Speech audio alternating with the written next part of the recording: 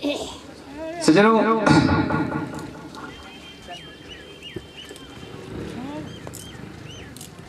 जब पांडव जीत गए थे, 100 कौरवों का अंत हो गया था। विदुर जी उस समय में जब महाभारत युद्ध चल रहा था तो यात्रा पर थे। यात्रा पर से वापस आए तो क्या देखा, धृतराष्ट्र और गांधारी जो है पांडवों के पास रहती थी। और रोज पांडवों के यहाँ जब भोजन बनता ना तो सबसे पहले भोजन जो है धृतराष्ट्र और गांधारी के लिए जाता था। इसलिए आज विदुर का कहा है, विदुर जी अपने बड़े भाई धृतराष्ट्र से मिलने के लिए गए, गांधारी से मिले और मिलकर के कहा कि आज का समय देख करके मुझे बड़ा दुख हो रहा है।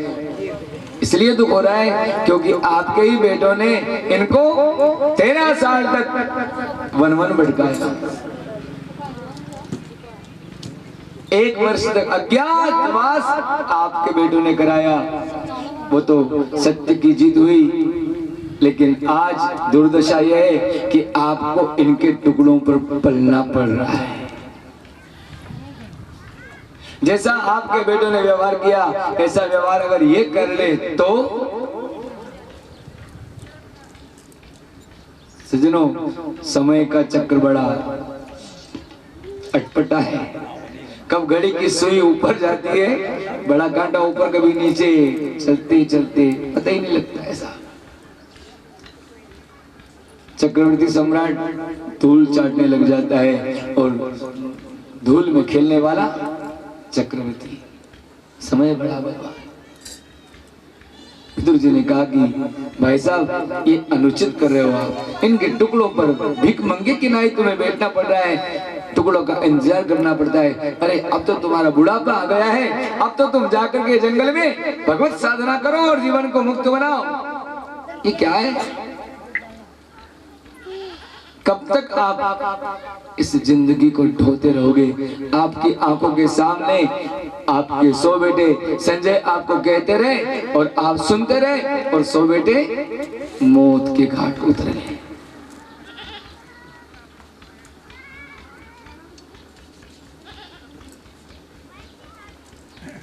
सज्जनों, रात्रि में बात करते करते ही आज धृतराष्ट्र और गांधारी घर छोड़ करके कैलाश में जाकर के, केदारनाथ में जाकर के साधना में लिप्त हो गए और शिवधाम को प्राप्त कर लिया। विदुर जी विचरण करते करते, तीर्थाटन करते करते आनंद लेते हैं। जब भगवान स्वधाम गए थे तो उद्धव से जाते जाते कहा था कि हे उद्धव, जब विदुर जी तुम्हें मिले ना तो उन्हें तुम भागवत दर्शन कराना, भागवत कथा श्रवण कराना। मैत्रेय जी और विदुर, मैत्रेय कौन है? उद्धव जी। एक घाट है भागवत का।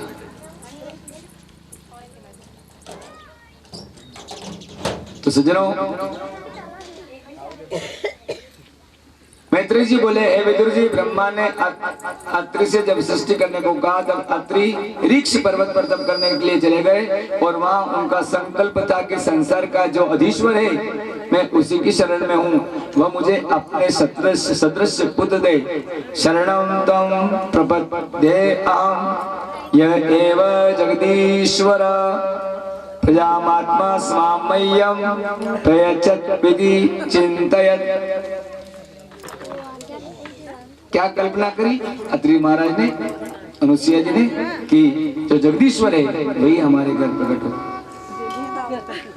मुनि के तेज से जब संपूर्ण ब्रह्मांड जलने लगा तब तीनों देव मुनि के आश्रम में गए। उनके प्रखर तेज से मुनि के नेत्र बंद हो गए। अत्रि ने उन्हें हाथ जोड़ करके प्रणाम किया और मधुर वाणी से कहा, भगवान आप रुष्ट न हो तो एक बात पूछूं, मुझे क्षमा करें। मैंने अपने कार्य के लिए एक देवता को ही बुलाया था, आप तीनों कैसे पधारे?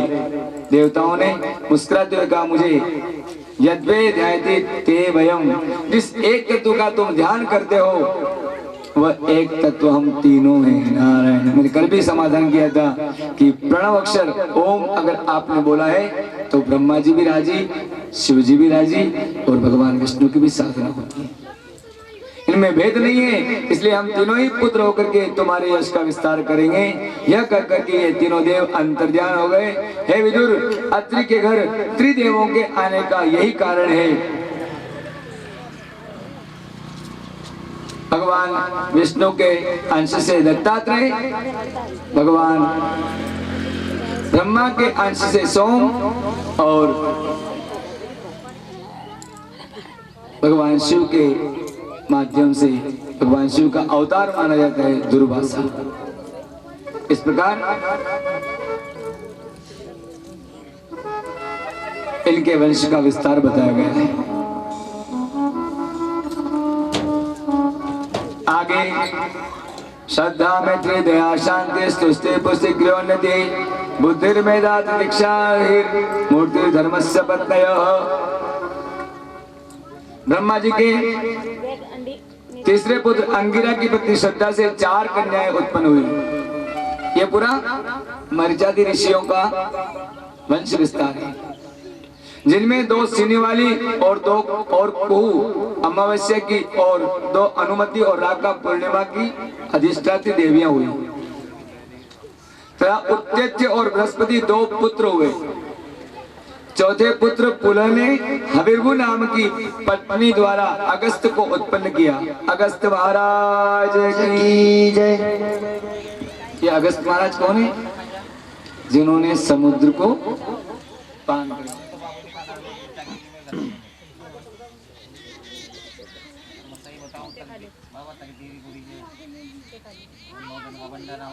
और इनके एक पुत्र विश्रवा भी थे। विश्रवा की पत्नी इडविला से कुबेर और केशिनी से रावण, कुंभकर्ण और विभीषण आदि उत्पन्न हुए। 5वें पुत्र पुलह की भार्या गति ने 3 पुत्र उत्पन्न किए। 6ठे पुत्र क्रतु की भार्या क्रिया ने 60,000 बालखिल्य ऋषियों को उत्पन्न किया। 7वें पुत्र वशिष्ठ ने ऊर्जा, अरुंधति में चित्रकेतु आदि 27 पुत्र उत्पन्न किए। ब्रह्मा के 8वें एक पुत्र अथर्व भी थे। उनके शांता से दधीची हुए, जिन्होंने वृत्तासुर को मारने के लिए अपने शरीर की हड्डियां दान दी। ब्रह्मा के 9वें पुत्र भृगु की ख्याति नामक पत्नी से 2 पुत्र एवं 1 कन्या हुई।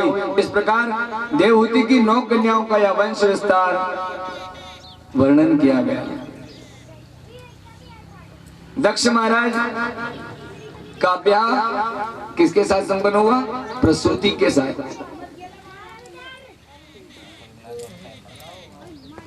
आप जहाँ भी प्रसव होता है ना, शासकीय अस्पताल में आप पहुंचो, जाकर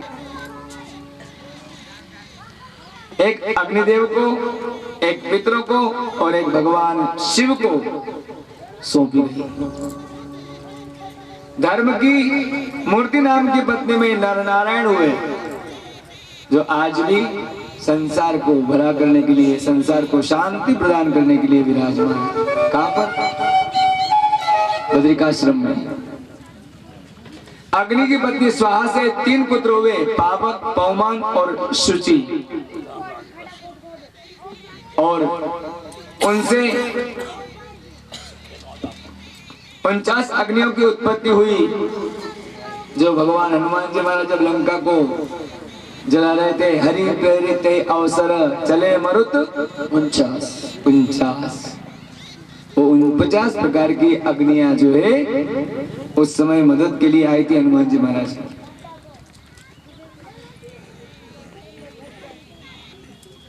3 पिता और 1 पितामह को मिलाकर के 49 अग्नियां कही जाती है। यज्ञ में उनके नामों में अग्निदेव की स्त्रियों का निरूपण किया जाता है। ये लौकिक अग्नियां नहीं है। पितरों की पत्नी स्वधा थी, उनके वयुना और धारिणी 2 कन्याएं उत्पन्न हुई।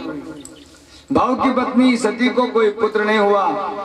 कारण पति पर पिता दक्ष के अकारण प्रतिकूल होने पर अप्रोढ़ अवस्था में ही योग द्वारा उन्होंने स्वयं का शरीर भस्म कर लिया।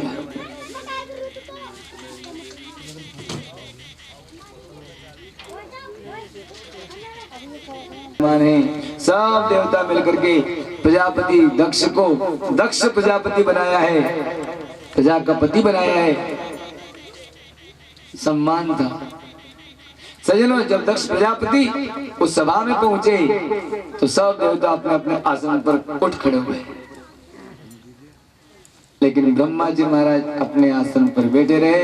और ब्रह्मा जी के पास में आश्चर्य वाली बात तो यह थी कि भगवान शिव का विवाह ही दक्ष की बेटी के साथ हुआ था। भगवान शिव जमाई थे, किंतु शिव जी अपनी मस्ती में मस्त बैठे रहे।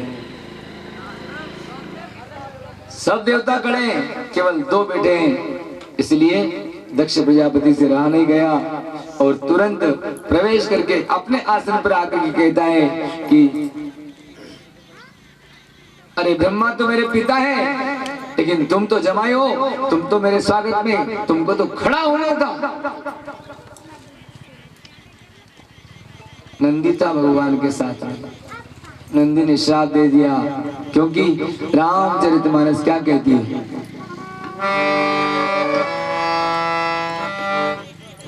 हरिहर निंदा सुनई जे काना, हरिहर निंदा सुनई जे काना, हरिहर निंदा सुनई जे काना, हरिहर निंदा सुनई जे काना। दिया यह मूर्ख दक्ष निर्वेद भगवान शिव से द्रोह करता है, इसे तत्व ज्ञान कभी ना होगा और सर्वदा कामी ही रह करके यह कर्मकांड के चक्र में पड़ा रहे। जिस मुख से इसने भगवान शिव की निंदा की है वह तुरंत बकरे का हो जाए। जिन्होंने शिव की निंदा का अनुमोदन किया है वे ब्राह्मण सर्वभक्षी हो और याचक बन करके दर दर भटकते फिरे। ब्राह्मण कुल को इस प्रकार शाप देने पर महर्षि रघु से न रहा गया। उन्होंने भी शिव भक्तों को शाप देते हुए कहा, शिववृत्त धारण करने वाले पाखंडी हो जाए, जटा भस्म कपाल धारण करवे, वाम मार्ग में प्रवेश करें और मदिरा आसव आदि का पान करते हुए शौचाचार से हीन हो जाए। साथ ही तुम भी पाखंडी हो जाओ, जैसे कि तुम्हारे तामसी देवता भूतराट है। मैत्रेय जी बोले, हे विदुर, भृगु का ऐसा शाप सुन करके शिव जी के कुछ खिन्न होकर गणों के साथ शिव जी वहां से चले गए। प्रजापतियों ने यज्ञ में भगवान विष्णु का पूजन करके यज्ञ समाप्त किया और गंगा यमुना संगम में एकांत स्नान करके सिद्ध चित्त से अपने अपने स्थानों को चले गए। हे विदुर, भगवान शिव से दक्ष को इस प्रकार द्वेष करते हुए बहुत समय व्यतीत हो गया। एक समय ब्रह्मा जी ने दक्ष को सब प्रजापतियों का अधिपति बनाया। इससे उसे बड़ा अहंकार हो गया। उसने शिव और उन भक्तों का अनादर कर बृहस्पति सव नामक यज्ञ आरंभ किया। कौन सा यज्ञ किया है दक्ष प्रजापति ने? बृहस्पति सवम नाम समारेवे क्रतुमताम। सभी देवता पितर आदि अपने बच्चों के साथ उस यज्ञशाला में पधारे हैं। यज्ञ चल रहा है। इधर भगवान शिव के पास बैठी सती। भगवान किससे रुष्ट थे? क्यों? क्योंकि जब एक बार त्रेता जुगमाई, शंभु गए कुंभज ऋषि पाई। कुंभज के पास प्रयाग में जाकर के भगवान शिव ने राम कथा श्रवण करी थी। तो ऋषि कुंभज ने शिव के आगमन पर इनका स्वागत किया, प्रणाम करके अभिवादन किया। सती के मन में संदेह उत्पन्न हो गया, ये जो पहले से ही धोख देता है, प्रणाम करता है, ये क्या कथा सुनाएगा। फिर कथावाचक का सीन देखा तो बड़ी बड़ी दाढ़ी, बड़ी बड़ी जटा, इसकी सूरत के ठिकाने नहीं है, ये क्या कथा सुनाएगा। नारायण देव की। जब विश्वास नहीं है तो कथा में मन भी नहीं लगा। भगवान शिव ने तो कथा सुनी, लेकिन सती ने ओम में ही निकाल लिया, कथा नहीं सुनी। और जब वापसी में आ रहे थे भगवान शिव और सती, तो उस समय में सीता जी का हरण हुआ था। भगवान नर लीला कर रहे थे। हाँ सीते, हाँ सीते, हाँ सीते, भगवान राम चिल्ला रहे थे। क्या कर रहे थे?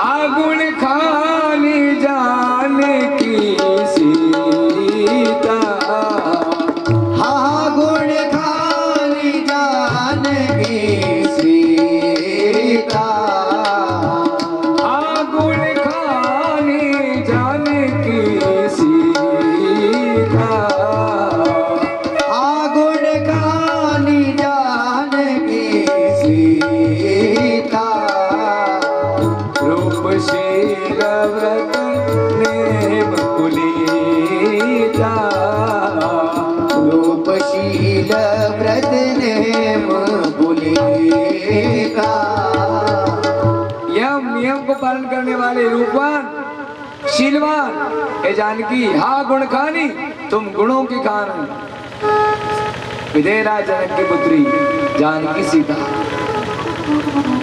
हाँ सीते, हाँ सीते, हाँ सीते, भगवान कह रहे थे। और उधर से भगवान आशुतोष महादेव अवधूतदानी भोले बाबा सती के साथ आ रहे थे। भोले बाबा ने राम ब्रह्म परमार्थ रूपा, भगवान राम को परब्रह्म स्वरूप मान करके प्रणाम किया। सती ने कहा कि जो एक नारी के विरह में दर दर की ठोकरें खा रहा है, ये परब्रह्म हो सकता है? यहाँ देखिए, कथा यही संशय दूर करती है। आपके मन में जो तरंगियां होती ना, उन तरंगों का समाधान अब सती शिव के साथ जाती जाती कहती है, मुझे तो संदेह लगता है आप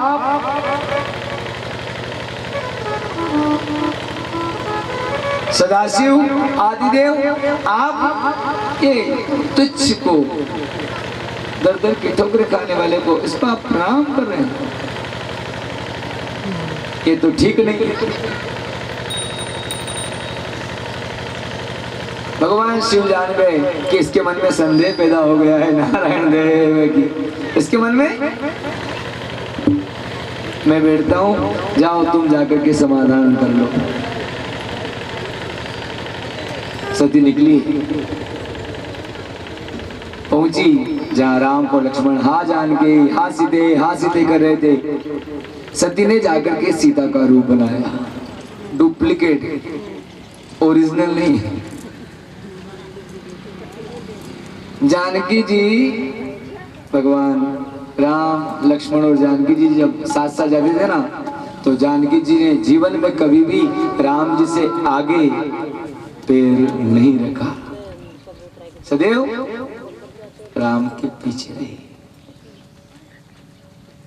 लेकिन नकली तो नकली होता है साहब,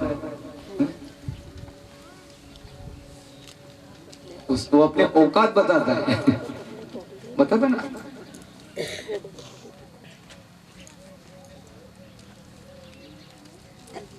भगवान के सामने आगे आगे जानकी का रूप, सीता का रूप धर करके जा रही थी। भगवान ने कहा, अरे माँ आप यहाँ, आशुतोष महादेव कहाँ हैं? कहाँ गए? पारा उतर गया। भगवान तो सब पहचान लेते ना, भगवान से कोई बात छुपी नहीं हुई है साहब, वो सब कुछ जानता है। वह अखिल कोटि ब्रह्मांड नायक कहलाता है, सारे संसार का नायक है। उससे कुछ भी छुपा नहीं, कुछ भी परे नहीं।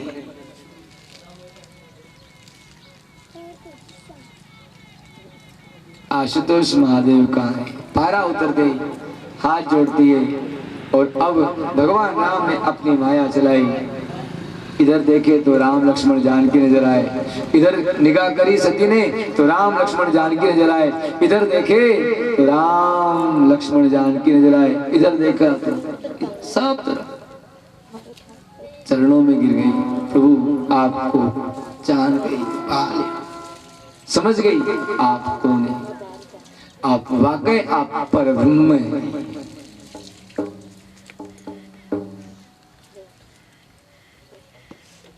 अब महादेव के पास पहुंची तो मुंह छोटा हो गया। गलती अगर हो जाती ना तो घर की लक्ष्मियों का चेहरा उतर जाता है, ये पहचान है। कोई भी यदि दूध भी ढुल गया तो प्राणनाथ शाम को आएंगे ना तो चेहरे पे, है ना, कोई भी नुकसान अगर हो जाए तो क्या हंसती रहती है, नुकसान अगर हुआ चेहरे पर भाव आ जाएंगे। भगवान ने कहा हो गया समाधान, बोले हो नहीं, कैसे किया, बोले नहीं बस ऐसे मालूम पड़ गई कि राम जी परब्रह्म है। ऐसे क्या माताएं संतोष कर लेती है? न भूतो न भविष्यति स्त्री चरित्रम पुरुषस्य भाग्यम न जानाति देवो कुतो मनुष्य। ऐसी परीक्षा ले ली भगवान ने, तो ध्यान लगा लिया और ध्यान लगाते ही भगवान ने देख लिया कि अरे सती ने तो सीता का रूप धरा था, और अगर सीता का रूप धरा है तो ये तो मात स्वरूप हो गई है। अब इसको अर्धांगिनी कैसे बनाऊं, कैसे स्वीकार करूं? इसलिए कैलाश पर गए और कैलाश पर जाते ही बाबा ने कह दिया अब तुम्हारा आसन सामने है, मेरे वामांग में नहीं बैठोगी, अब इधर बैठना पड़ेगा। हजारों वर्ष बीत गए, 87,000 वर्ष बीत गए। इधर जब उत्सव हो रहा था तो सती ने सोचा कि वैसे भी भोले बाबा तो स्वीकार करते नहीं है, ये जीवन तो बेकार हो गया। बहुत दिन हो गए घटना के बाद, पिताजी ने भी संबंध तोड़ रखा है, मिला भी न, मैं माँ से मिली न बहनों से मिली न पिता के दर्शन किए, बहुत दिन हो गए, कम से कम जाकर के मिल तो लूं। भगवान भोले बाबा से कहा कि भोलेनाथ अगर आप आज्ञा दो तो मैं जाऊं, मिल करके आऊं। भगवान ने तुरंत कह दिया निमंत्रण नहीं है, और बिना निमंत्रण जाना अनुचित होता है। निमंत्रण नहीं है, सबको बुलाया, हमको निमंत्रण नहीं ना, तुम तो बेटी हो ना, लेकिन कोई निमंत्रण नहीं है। तुम्हारे पिताजी नाराज है इसलिए निमंत्रण नहीं दिया। और आवत ही हर्षित रहे, रहे नैनन में स्नेह, तुलसी तहां पे जाइए चाहे पत्थर बरसे में। उस घर जाओ साहब जहां जाने पर आपके प्रति उदार प्रेम नजर आता हो, आंखों में एक उत्साह, एक प्रेम नजर आता हो, उस घर जाने का आनंद अलग है।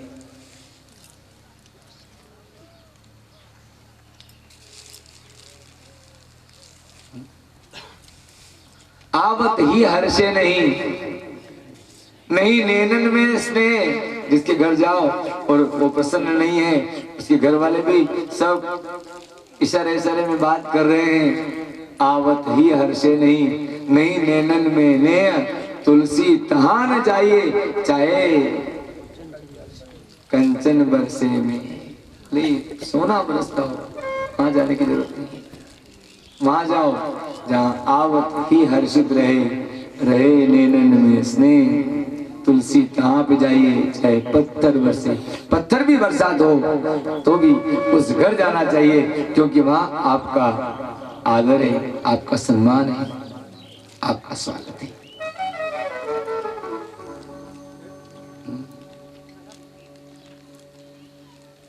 केवल फॉर्मेलिटी जो कोई पूरा करते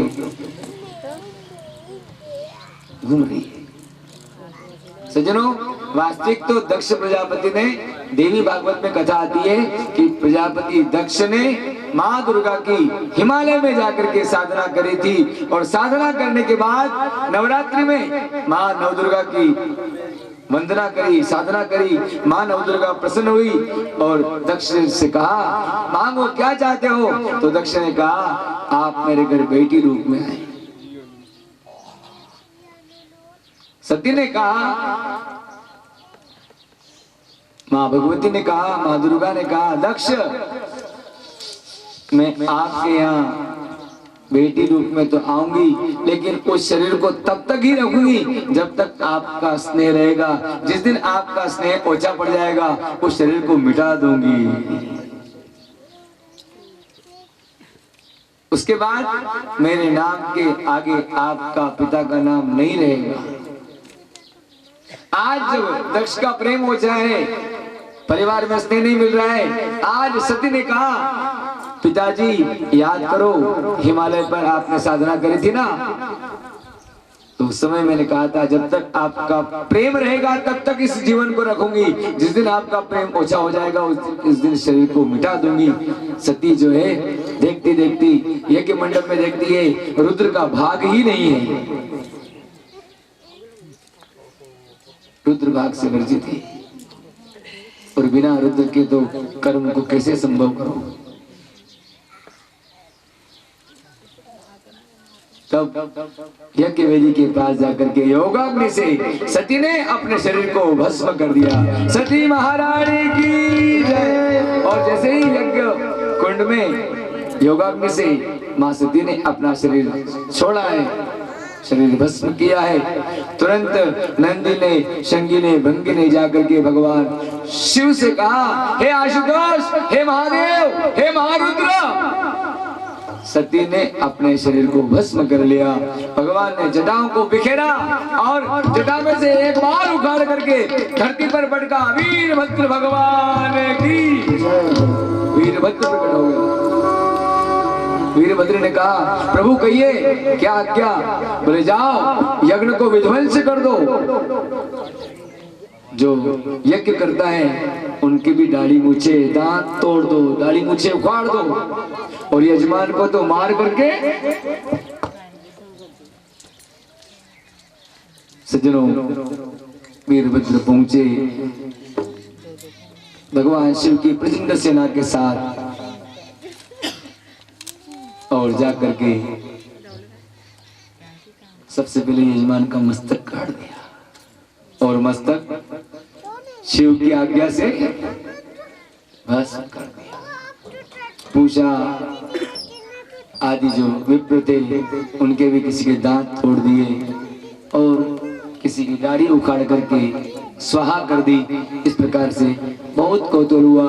फिर सब देवताओं ने भगवान विष्णु से प्रार्थना करी, है भगवान विष्णु आप इस महारुद्र को आप वश में करें। भगवान विष्णु पधारे हैं। भगवान शिव तो बावले हो गए थे सज्जनों। उस समय में सती की मृत देह को लेकर के शिव आलिंगन कर रहे थे। भगवान विष्णु ने सुदर्शन चक्र से सती के मृत शरीर के भिन्न भिन्न भाग किए, जो शक्तिपीठ के रूप में आज भी विराजमान है। कहीं माता का हाथ पड़ा हुआ है, कहीं कोहनी पड़ी हुई है, कहीं उंगली पड़ी हुई है, कहीं गला, कहीं आंख। नैना देवी में माता रानी की आंखें पड़ी। देव को मनाया। कैलाश के निवासी नमो बार बार हो, नमो बार बार हो। आयो शरण तिहारी शंभु तार तार तू। आयो शरण तिहारी शंभो तार तार तू।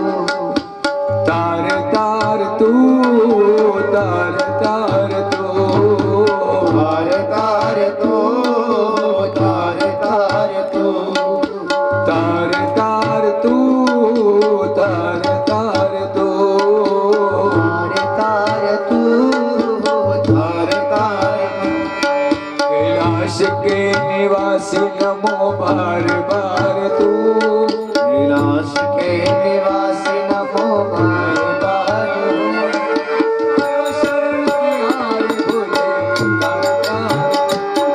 आयो शरण तिहारी भोले तार तार तू। तार तार तू, तार तार तू, तार तार तू, तार तार तू। से जोड़ा। और भगवान शिव की जब हम प्रार्थना करते हैं, वंदना करते हैं, स्तुति करते हैं, तो एक बकरे की आवाज बै करके लगाते हैं ना, उससे बाबा खुश होते हैं। वो दक्ष की आवाज है।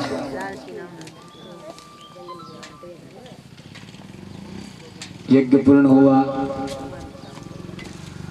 भगवान आशुतोष महादेव कैलाश पर हैं। तारकासुर का उस समय में बहुत अत्याचार बढ़ा। सब देवताओं ने आकर के पुनः भगवान शिव से प्रार्थना करी। उधर सती जो हिमालय के यहाँ कन्या रूप में, पार्वती के रूप में अवतरित हुई।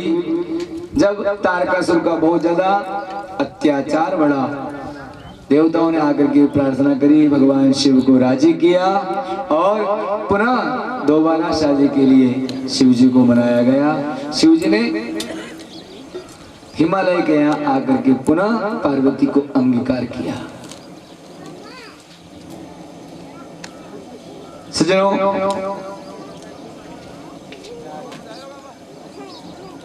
जब भगवान शिव कामदेव को भस्म कर देते हैं तो रति जो है भगवान शिव शंकर से प्रार्थना करती है कि प्रभु मुझे मेरा पति कब मिलेगा। तो भगवान आशुतोष ने कह दिया तुम जा करके सती की सखियां बन जाओ और जब कृष्ण यदुवंश में जब कृष्ण अवतार होगा, जो द्वापर में कृष्ण अवतरित होंगे, तब तुम्हें तुम्हारा पति पुनः प्राप्त हो जाएगा। प्रद्युम्न के रूप में पुनः जो है कामदेव का अवतार होता है और भगवत लीला आगे बढ़ती है। सज्जनों, इस प्रकार से मनु महाराज की तीनों बेटियों का वंश विस्तार हुआ। अब बेटों का विस्तार प्रारंभ करते हैं। बेटे में सबसे बड़े बेटे हैं उत्तानपाद। जीव की स्थिति क्या है? जीव सदैव जो है माँ के गर्भ में, पैर ऊंचे और मस्तक नीचा। हम सब माँ के पेट में ऐसे ही रहते हैं। कैसी स्थिति हमारी सबकी? क्यों डॉक्टर साहब? हम सब के पैर ऊंचे रहते हैं माँ के पेट में और मस्तक नीचा रहता है। हम सब उत्तानपाद है। नारायण देव की जय। यहाँ धरती पे आकर के वापस पैर सीधा हो गए, ये नहीं, माँ के पेट में तो हम सब ऐसे ही रहे। और महाराज उत्तानपाद के दो पत्नियां हैं, एक है सुनीति और दूसरी है सुरुचि। सुरुचि मन के माध्यम से चलने वाली है और सुनीति जो है आत्मा के माध्यम से। सुनीति की कोंख से एक बेटा पैदा हुआ, नाम है ध्रुव।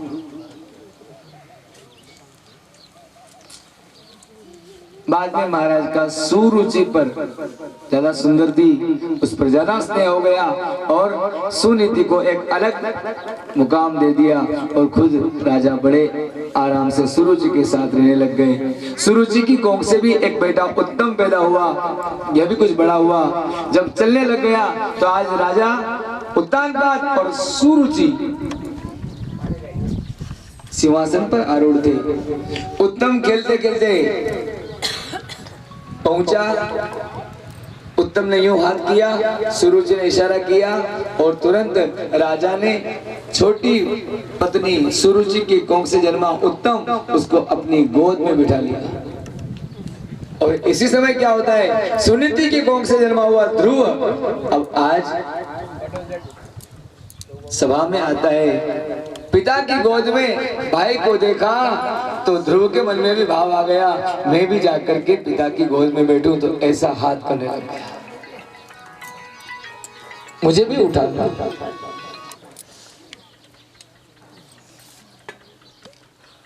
लेकिन सुरुचि पास में बैठी हुई है, कुमाता। मैं तो परमात्मा से प्रार्थना करता हूँ, परमात्मा दे तो एक ही माता देना, कुमाता जीवन में किसी को नहीं मिले। देखिए कुमाता की दृष्टि, उसने तुरंत राजा को इशारा कर दिया, नहीं आप इसको नहीं लोगे। और ध्रुव से कहा, बेटा राजा की गोद में पैदा होने, राजा की गोद में बैठने के लिए मेरी कोंख से पैदा होना पड़ेगा। अगर मेरी कोंख से पैदा हो गए तो राजा तुम्हें अवश्य बिठाएगा। छोटा सा 5 वर्ष का बालक है और आज इस बालक को मां ने शब्द भेदी बाणों से प्रहार किया।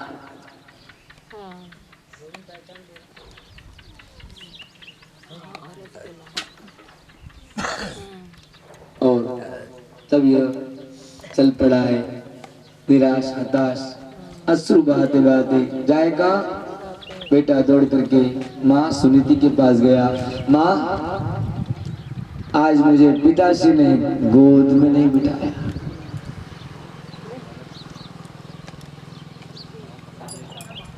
माँ ने कहा क्यों? बोले वहां कुमाता ने मेरे पिताजी को मना कर दिया। बोले नहीं, इसे नहीं बिठाना है। माँ माँ होती है साहब। माँ ने धैर्य दिया। अरे बेटा, ये तो सांसारिक पिता है, तुम्हें अगर बैठना है तो जगत पिता की गोद में जाकर के बैठो। नारायण देव। अब पिता और जगत पिता में अंतर कैसे मालूम पड़ेगा? सांसारिक पिता के 2 हाथ होते हैं और जगत पिता के 4 हाथ और 1000 हाथ होते हैं। नारायण देव भगवान। भगवान विष्णु के कितने? 4 हाथ, शंख चक्र गदा पद्म। सांसारिक पिता के 2 हाथ। चतुर्भुजनाथ की जय, 4 भुजानाथ की जय। ये जगत पिता है। और एक और राज वाली बात बताऊं, जगन्नाथ के दर्शन करने जाओ ना कभी, जगन्नाथपुरी उड़ीसा, तो वहां भगवान जगन्नाथ ने हाथ ही नहीं रखे हैं। मूर्ति में हाथ नहीं है, केवल मुख दर्शन।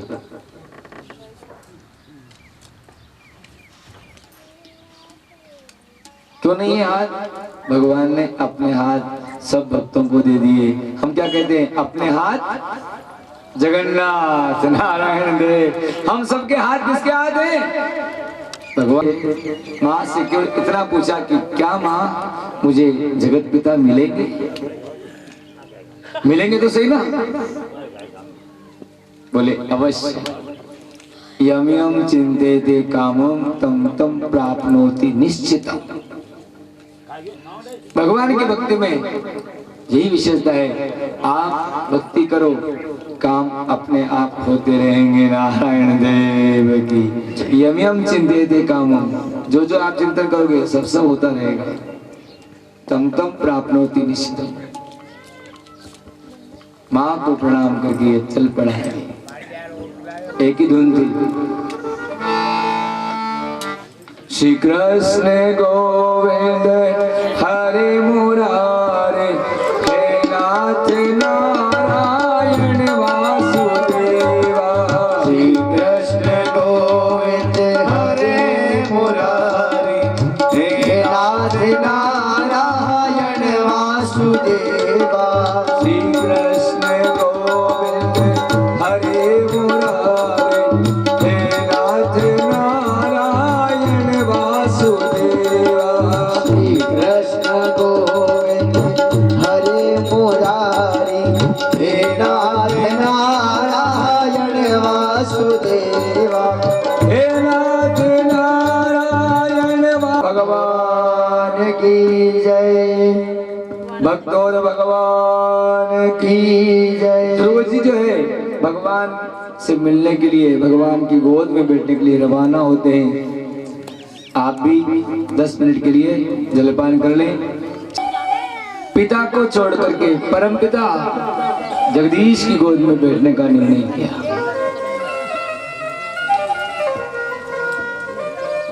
जब आप सन्मार्ग पर चलेंगे, उस उत्तम मार्ग में आपको सहभागिता के लिए, आपको संभालने के लिए सदगुरु आकर के स्वयं आपका हाथ पकड़ लेगा। ये सृष्टि की व्यवस्था है। इस सृष्टि में जब भी आप कोई अच्छा काम करने के लिए जाओगे ना, तो कोई न कोई सदगुरु आकर के संभाल लेगा। हम क्या करते हैं? जीवन में गुरु ढूंढते हैं। ये गुरु जी अच्छे हैं, ये गुरु जी अच्छे हैं। गुरु देने की व्यवस्था ऊपर वाले की है। हमें इतनी बुद्धि कहाँ कि हम गुरु को चयन कर पाए या गुरु को जांच लें। आपकी योग्यता के मान से आपको सदगुरु की व्यवस्था ऊपर वाला कर देगा। आपके आचार विचार, आपकी भक्ति, आपका वैराग्य, आपकी साधना कैसी है, उस मान से आपको कौन दिव्य पुरुष मिलना है मिल जाए। कई जगह कहा जाता है कि निगुरे रहना, अगर गुरु नहीं है तो निगुरा। लेकिन मेरा एक निवेदन है, पैदा होते ही जिसने हमारे लिए भोजन की व्यवस्था करी और जिसने गंदगी साफ करी, संवारा, क्या वह गुरु नहीं है? गुरु कौन होता है? जो आपको बनाए, आपके बिगड़े जीवन को संवारे। आज योग्यता हो गई, आप चलने फिरने लग गए, पहनने लग गए, ओढ़ने लग गए, आचार विचार हो गए, तो क्या वो उनको छोड़ दिया? नहीं, वो भी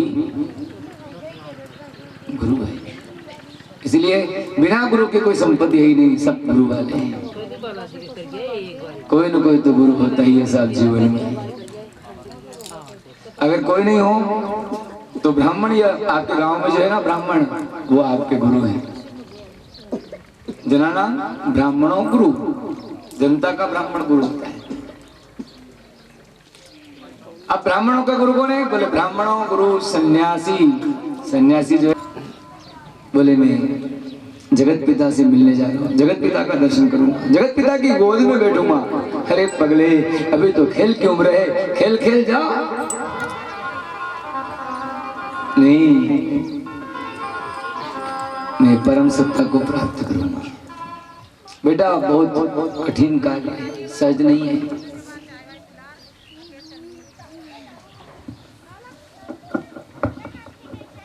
श्रीमद् भागवत ज्ञान यज्ञ में संजय जी चौधरी निवाई आपकी ओर से 5100 रुपये प्राप्त हुए। साधुवाद।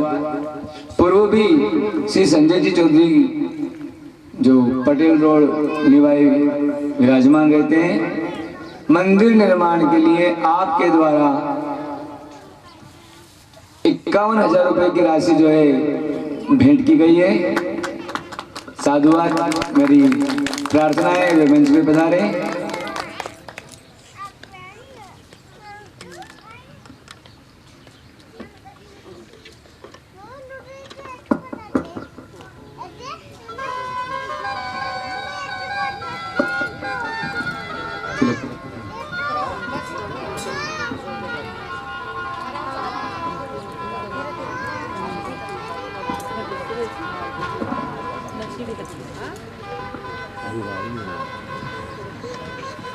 अरे थोड़ा विनोद आगे लो, थोड़ा आगे। बड़भागी सज्जनों, नारद ऋषि ने कहा कि बेटा खेल की उम्र है, इस उम्र में तो बड़ा मुश्किल है। पर नहीं, मैं तो अब केवल और केवल परमात्मा। ओम नमो भगवते वासुदेवाय, ओम नमो भगवते वासुदेवाय, ओम नमो भगवते वासुदेवाय, ओम नमो भगवते वासुदेवाय, ओम नमो भगवते वासुदेवाय। 3 दिन तक लगातार खड़े रहे, फिर ध्यान टूटा। कुछ जो सूखे पत्ते पड़े हुए थे उनका आहार किया, फिर ध्यानस्थ हो गए। ओम नमो भगवते वासुदेवाय, ओम नमो भगवते वासुदेवाय, ओम नमो भगवते वासुदेवाय, ओम नमो भगवते। नेत्र बंद है और परमात्मा को रिझा रहा है। आइए हम आप सभी मिलकर ओम नमो भगवते वासुदेवाय, ओम नमो भगवते वासुदेवाय, ओम नमो भगवते वासुदेवाय, ओम नमो भगवते वासुदेवाय, ओम नमो भगवते वासुदेवाय, ओम नमो भगवते वासुदेवाय, वासुदेवाय, ओम नमो भगवते वासुदेवाय, ओम नमो भगवते वासुदेवाय, ओम नमो भगवते वासुदेवाय, ओम नमो भगवते वासुदेवाय, ओम नमो भगवते वासुदेवाय।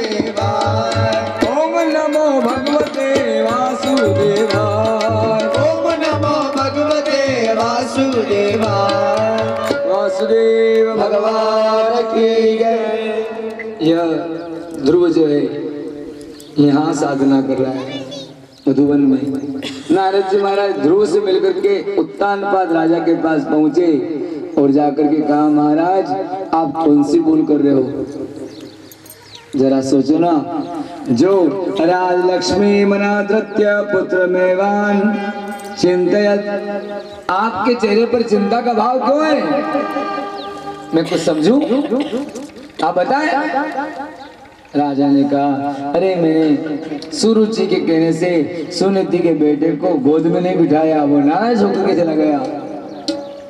तब नारद ऋषि ने कहा कि महाराज जो नाराज होकर के गया है ना, वही आपकी राज्य लक्ष्मी का वर्धन करेगा। राज लक्ष्मी मनाधत्य, वही आपकी राज्य लक्ष्मी को, आपके वैभव को, आपकी संपन्नता को, आपके नाम को बढ़ाएगा।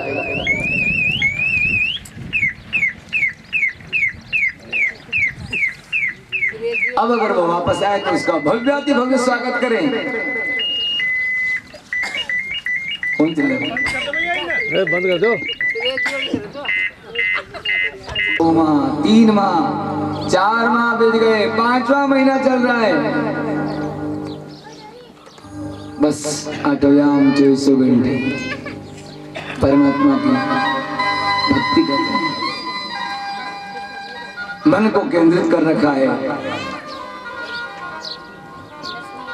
भगवान की आराधना आरंभ करी है और निराहार नहीं करते।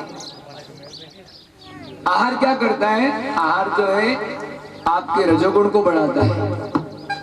हम जो भोजन करते ना, इससे रजोगुण बढ़ता है। भक्ति करने के लिए सत्वगुण होना चाहिए, सत्वगुण बढ़ना चाहिए। हमारी बहन जी कह रही थी, नाती बहन जी, कि इनको सुबह भी दूध पिलाओ, ना दोपहर को भी दूध पिलाओ और शाम को भी दूध पिलाओ। नारायण देव की कहाँ कमी है?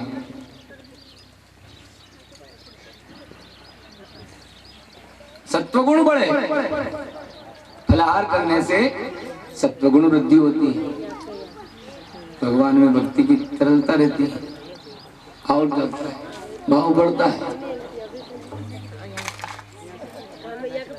रजोगुण अगर बढ़ेगा तो बैठ करके बातें करने का मन होगा, और सत्वगुण अगर बढ़ेगा तो कहीं भी एकांत में जाकर के भगवान को भजने का मौका मिलेगा। उसे और कुछ चाहिए नहीं, सत्वगुण ही है, वो केवल ईश्वर की साधना में निरंतर लगा रहता है, क्योंकि उसने सत्वगुण संग्रह किया है। अगर आप भोजन करने के बाद सोच लो 2 घंटे भगवान नाम की माला करने के लिए या कोई भगवान की पूजा अर्चना करने का मौका ढूंढ लो, हो जाएगा? नहीं होगा साहब। आलस्य और प्रमाद आएंगे, पैर लंबे हो जाएंगे, शरीर धीरे धीरे टेढ़ा होने लग जाएगा। लेकिन अगर आप निराहार होकर के, जिस दिन आपकी एकादशी हो उस दिन आप आपकी तल्लीनता देखना और रोज की भांति देखना। शनिवार का अगर व्रत करते हो तो जिस दिन व्रत करते हो भोजन नहीं लेते हो उस दिन आप देखना आपकी क्रिया दुगनी रहेगी।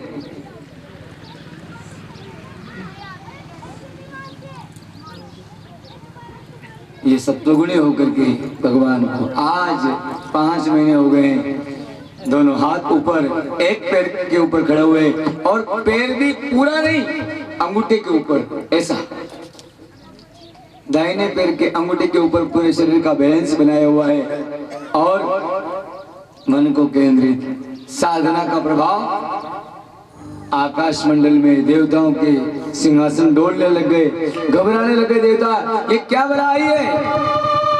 सबने जाकर के भगवान विष्णु से कहा, प्रभु लगता है कोई आक्रमण करने वाला है, हमारी सत्ता जा सकती है, आप कृपा करें। भगवान ने कहा, चिंता मत करो, बहुत छोटा सा बालक है, बहुत छोटा सा,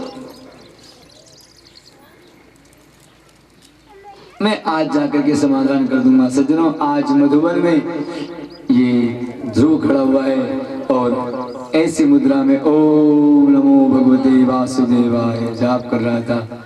सामने स्वयं शंख चक्रम सकिरीट कुंडलम सबित वस्त्रम सरसिवेक्षणम सहार वक्षस्थको शिवम नमाम विष्णुम शिरसा चतुर्भुजम शंख चक्र गदा पद्म को धारण करके पीतांबर पहने हुए वनमालाओं से अलंकृत भगवान देवादिदेव भगवान आदि नारायण पधारे हैं, लेकिन नेत्र खोलता नहीं, क्योंकि भीतर भगवान की मूर्ति विराजमान है।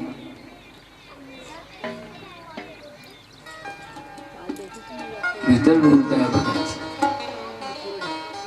भगवान ने तो प्रकट होकर के आकर्षण कर लिया, इस मूर्ति को खींच लिया। और जब इस मूर्ति को भीतर की जो मूर्ति गायब हुई ना, तब ध्रुव ने नेत्र खोले और सामने देखा अनंत शोभा समलम कृताभ्याम, अनंत शोभा के धाम भगवान आदि नारायण विष्णु वैकुंठाधिपति भगवान लक्ष्मी नारायण सामने प्रकट हुए, स्तुति करने लग गया। श्री कृष्ण गोविंद हरे मुरारे हे नाथ नारायण वासुदेवा। श्री कृष्ण गोविंद हरे मुरारी हे नाथ नारायण वासुदेवा। श्री कृष्ण गोविंद हरे मुरारे हे नाथ नारायण वासुदेवा। श्री कृष्ण गोविंद